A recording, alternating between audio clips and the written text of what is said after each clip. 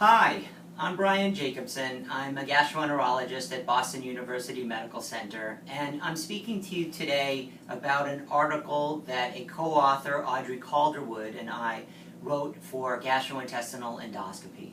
This is a review called Measuring Bowel Preparation Adequacy in Colonoscopy-Based Research, a review of key considerations.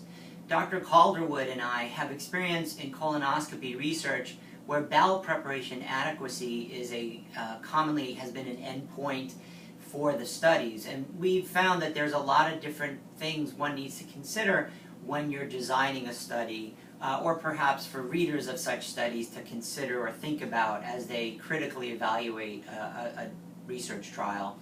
So we thought this would be a helpful review. Today I just wanted to give you a brief overview of the types of things that we cover in this review and direct you to read the review at your own leisure. So first, we know that bowel preparation adequacy is an important endpoint in studies, for instance, comparing bowel purgatives or new devices for washing the colon. But it also may be a secondary endpoint, for example, in a study designed to improve adenoma detection rate.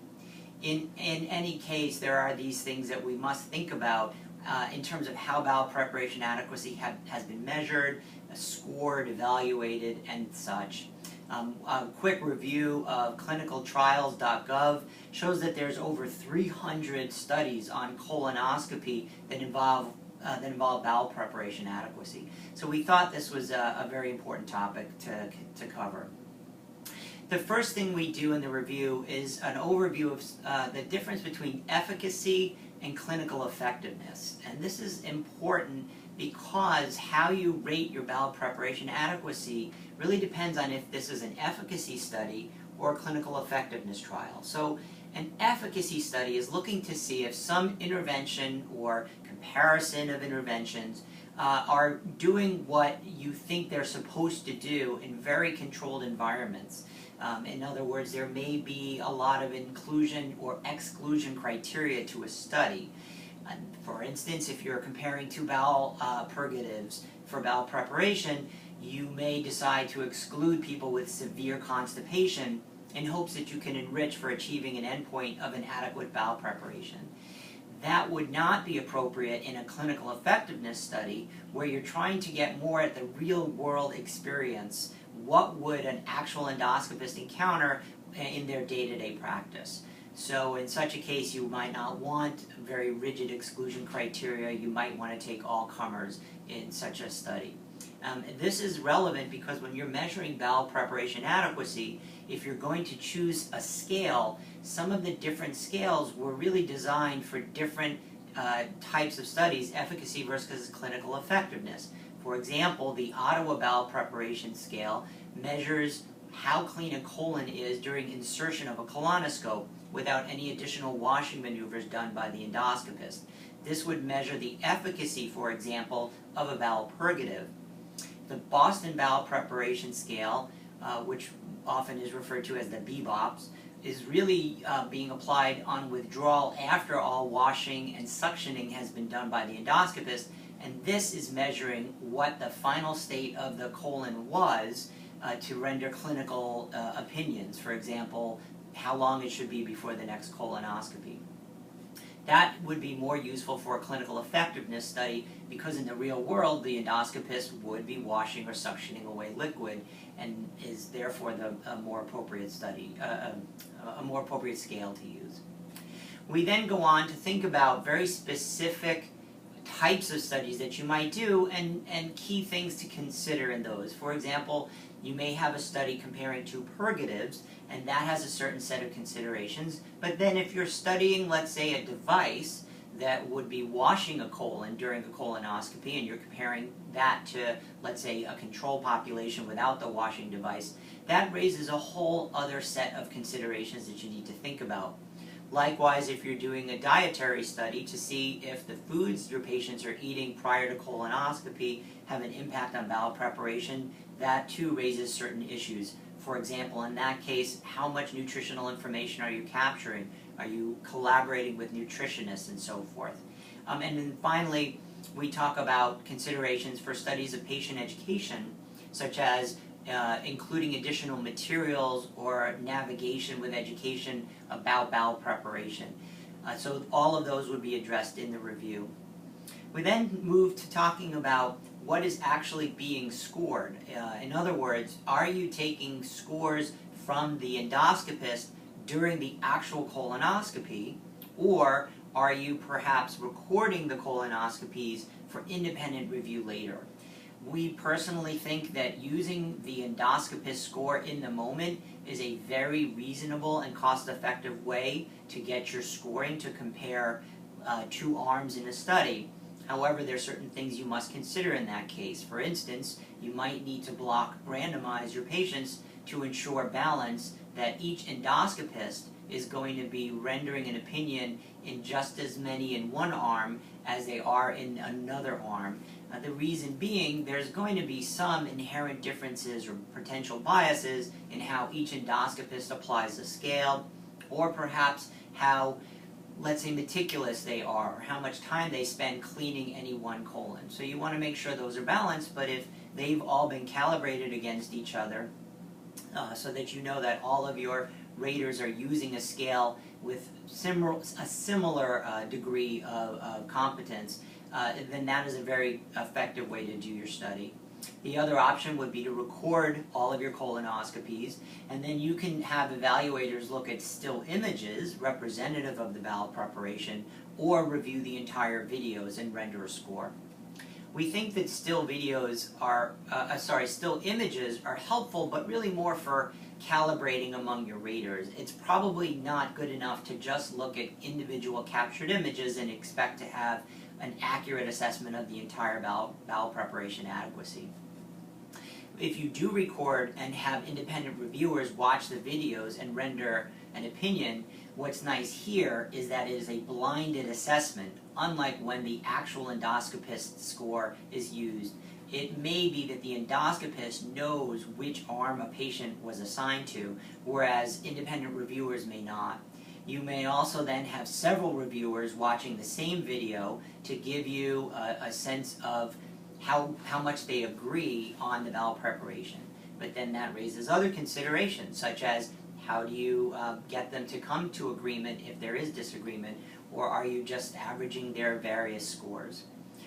There's also a very big cost impact if you have independent raters viewing videos, not just for the video equipment, but you're likely going to have to compensate independent reviewers to watch what can sometimes be dozens of long colonoscopy videos just to get your bowel preparation score.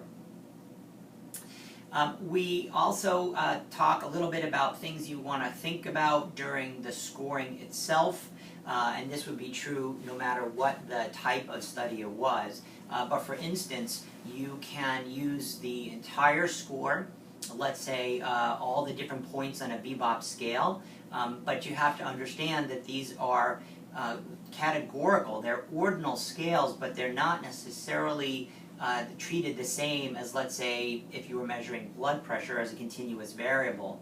In other words, the difference between a bebop 6 and 7, that interval difference may not be the same as between a score of 8 and 9. And therefore, using standard statistical means, such as checking your median score and comparing them, may not necessarily be appropriate. Another thing to consider would be dichotomizing your scores. So for instance, in the Oranchak scale, you could dichotomize all of your excellent and good against those that are fair and poor. Likewise, with bebops, you could compare 3s and 2s in your segment scores to all the 0s and 1s.